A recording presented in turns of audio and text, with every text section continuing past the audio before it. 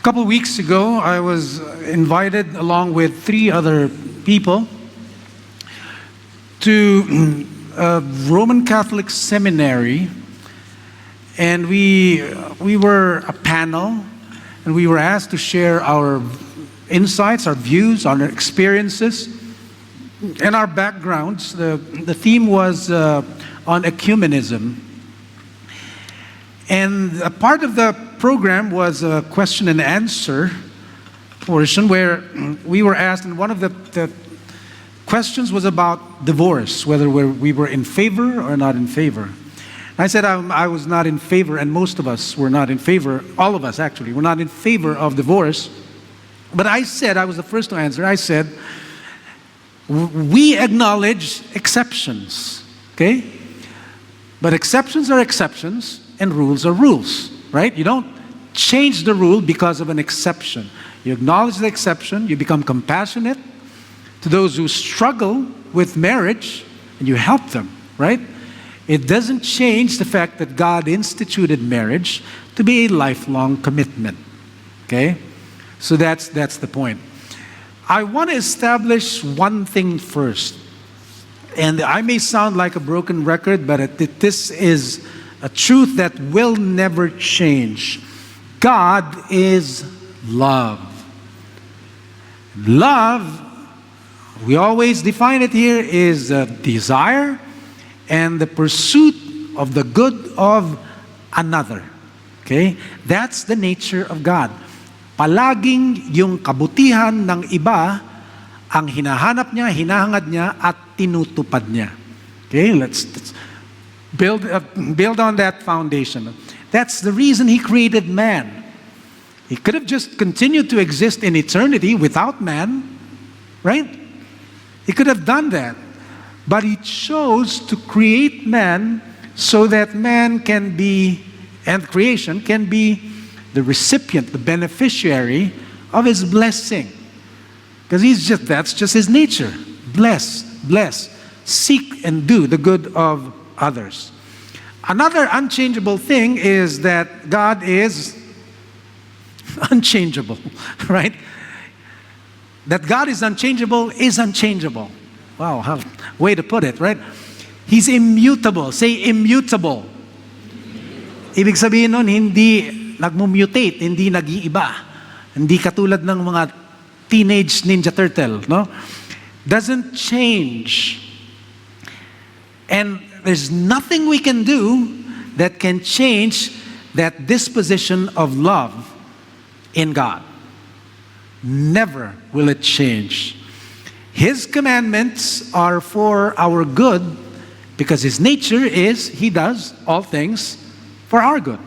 Okay? His commandments are for our good, for our fulfillment, and for our fullness of life.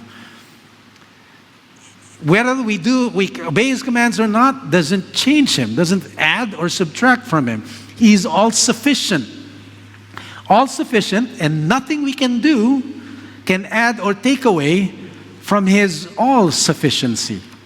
Okay, gumawa tayo ng mabuti, hindi makakadagdag sa Kanya yun. Gumawa tayo ng masama, hindi makakabawas sa Kanya yun. He is all-sufficient. He made everything good. Now, in the reading today, the very first verse, the Old Testament reading, it mentions, see, God created everything good, right? But it mentions one thing that is not good. It says, it is not good for man to be alone. See, God is one, but He's not alone. He's a community of love. 3 persons in one God.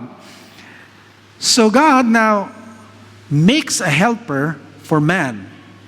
Now that helper is good if man follows God's instructions. Parang consumer electronics yan, you know? You get a microwave oven. May instruction doon. Sabihin doon, ikaw naman, microwave, uy, ano ba itong microwave? Bago to ah. So magpapainit ka ng ulam, and the instruction says, 1 minute. Ikaw, sanay ka sa apoy. Isipin mo, 1 minute, malamig pa rin yan. Di ba? 1 minute. So, ang sinabi mo, and ang sinet mo, 5 minutes. So, pag hindi mo sinunod yung instructions, imbis na makabuti sa'yo, makakasama. Ganon din ang pag-aasawa. Pag hindi natin sinunod ang tamang instruction ng gumawa ng marriage, imbis na makabuti sa atin, makakasama. Okay? Understand that. So, men, okay, wives are not meant to be slaves. Wives are not meant to be, Google this later, huh? Stepford wives. Yung pag maganda, pag natutuwa ako, pag sinusunod yung gusto ko, at pinakikilig ako, kilig to the bones, okay. Pero pag hindi na siya masipag, pag hindi na marunong magluto, pag hindi na kasing ganda, hindi na ako napapaligaya, pwede ko na siyang i-dismiss. See, that was the culture before. Very extremely patriarchal, that the man was king and the woman was property. That was the culture before. But that's not how God meant it in the beginning. Okay? Understand that. Marriage is, first of all, for fulfillment of what God intends it to be. God gave us a mandate through marriage, and therefore, sabi natin kanina, no, the commandments of God are for our good, right? Therefore, for our fullness of life, if, kinapitalize ko yung if, no? God's way is followed. His instructions are followed. Many years ago, decades ago, in our church and in the church at large, there was this teaching that was prevalent. And according to the teaching, you find your soulmate, the one person God meant for you. I'm not knocking that. It's just, it was overly emphasized. And in fact, you ask for the help of your ministry leader or your pastor in looking for that one. You submit to them, right? In that age, in that period, in the midst of that, I did something, and this is what I did. We were in this church. This church was very big before. We were like 5,000, 6,000 members. And the staff was 120 people. Mostly single, in their 20s. I was one of them. So what the pastor did was, he planned a singles party. Singles party. At challenge niya yung mga staff. Sabi niya, get married. You're in your 20s. What are you still doing, sitting around and twiddling your thumbs? And don't look far. Diba? Face to face na kayo. But before that, we were asked to write him a letter explaining why we were still single. And I wrote that letter. And in my letter, I also explained my view about marriage and about choosing a partner. And this is what I said. I don't believe, again, this was a time when soulmates were the thing, right? I don't believe in looking for that one person. If you marry them, then your marriage is made in heaven. I said, I don't believe God is as concerned as looking for the right person as He is about what kind of commitment we will give to them. So I said, to me, men, choose anyone, choose somebody, and commit to them for the rest of your life. I said, that I believe is what God wants. So anyway, finding the right one. Because I've heard of stories, again, not condemning, I've heard of stories where, they said, oh, God put us together. And it was the story was beautiful, so divinely ordained, and this and that. We met here, we met there, and it's against all odds, etc., etc. And so we were convinced this is marriage made in heaven for the next 5 years. And then they divorced. And then there are people, not even Christians, who stay together for much, much longer, right?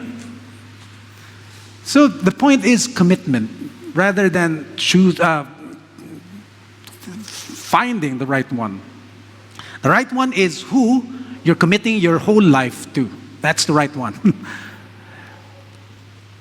And so it involves work, okay? It involves work. See, marriage has been overly romanticized by the world.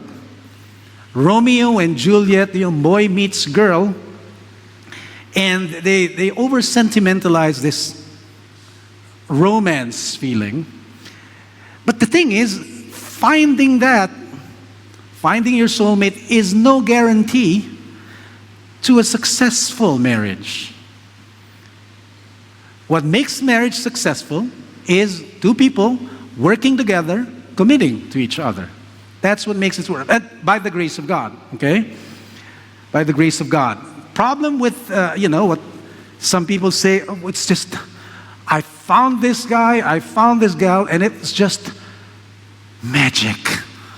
The problem with magic is most of the time it's based on emotions. And when the magic is gone, the commitment is gone. Again, not condemning those who struggle with relationships. We should help them with compassion. But understand, like Jesus said, divorce is not so from the beginning. God instituted it, and He says, a man shall leave his father and mother and shall cling to his wife for life. Okay? No expiration dates. For life. If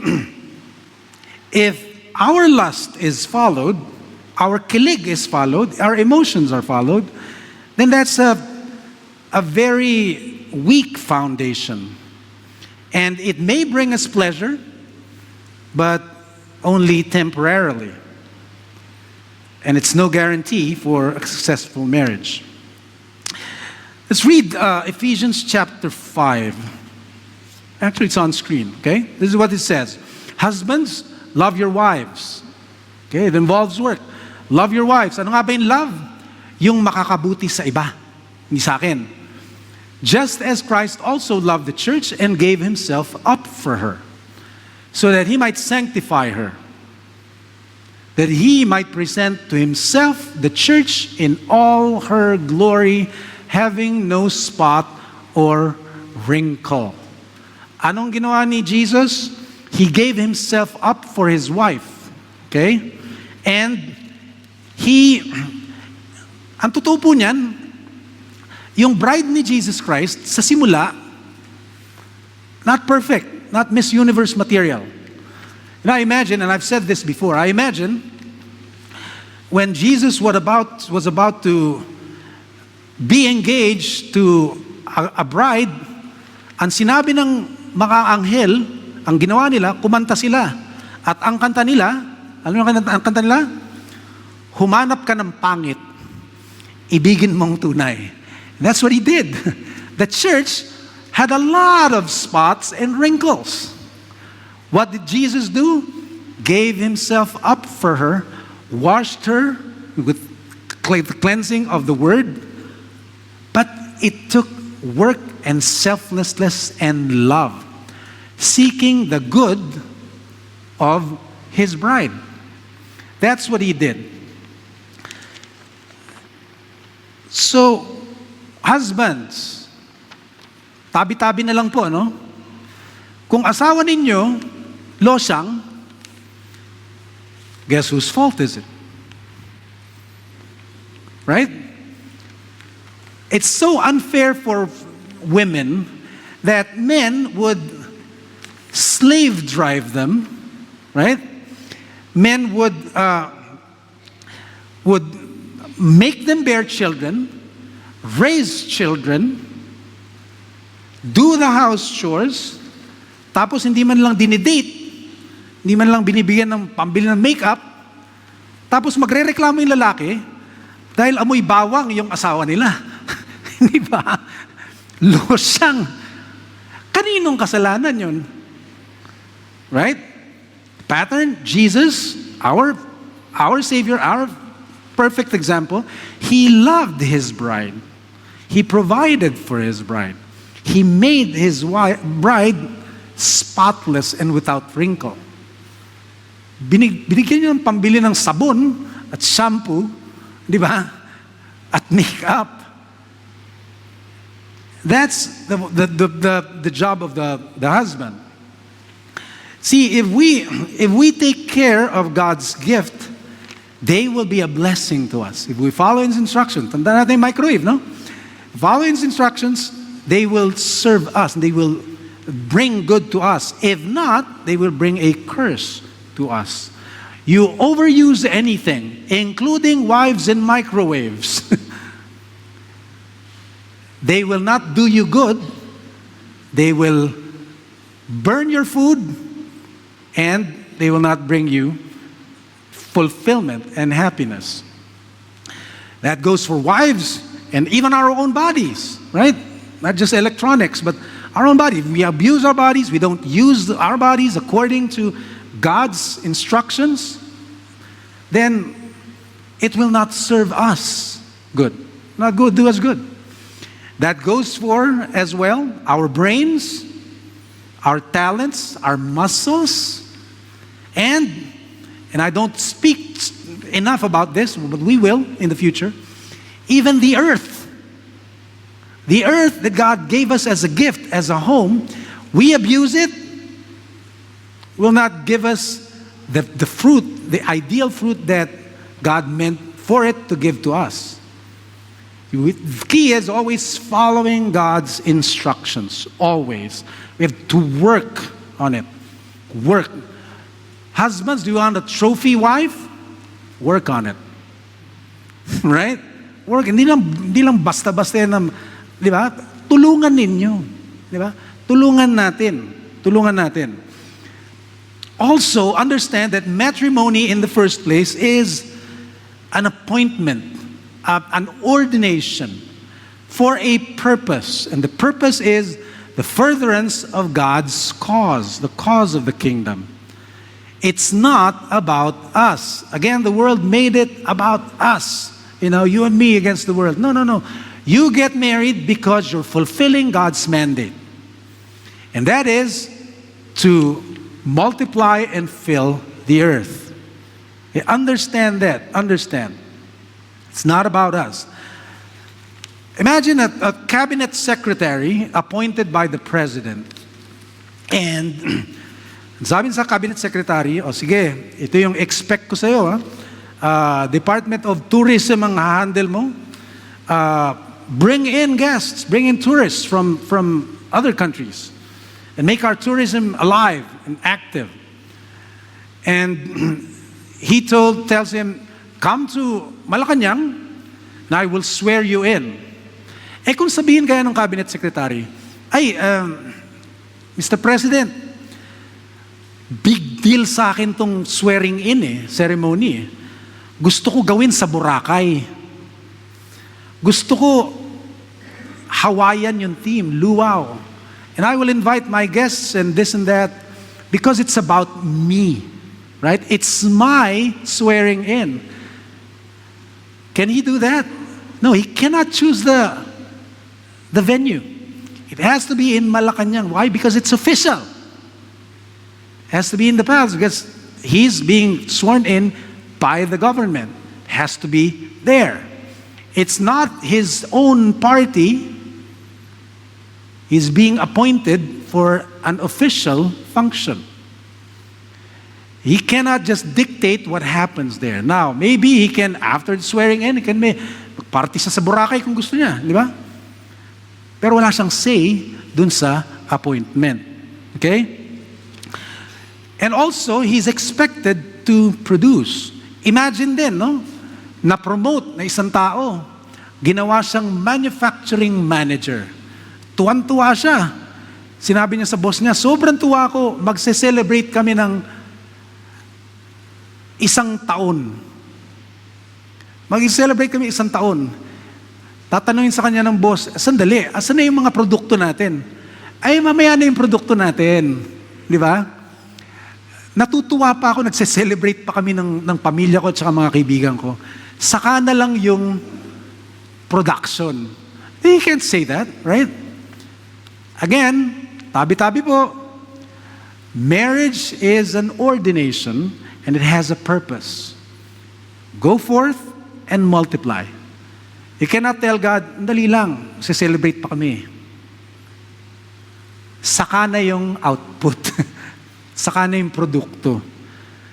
No, understand that marriage is not private. It's not ours. It's God's institution. And we are privileged to be called to be part of it. Now you will find I'm not bursting your bubble. Just hold on a second, okay? You will find it's really for us. Remember, everything God does is for our good. Okay? Always for our good. Okay? But there's a reason for the appointment. And it's not primarily our enjoyment, but our contribution. Pag in-interview ka sa trabaho, ang tatanungin sa'yo ng interviewer, why should we hire you? You cannot say, para magkasweldo ko. No? You cannot say that. Because the next question they will ask, why should we hire you? What can you do for us? Hindi yung, what can we do for you? What can you do for us? That's the purpose we're going to hire you, is so that you can add to the profitability of the company. Now, they will give you perks, companies, especially, they give to executives, perks. Bigyan kita ng pakotse, bigyan kita ng club membership, bigyan kita ng ganito, ganyan, no? But they're all not just for you, but for you to be productive all the more. Because we're after not your joy, but our profit. So we will help you become profitable and bring in the income. Okay? Productivity, not just your pleasure.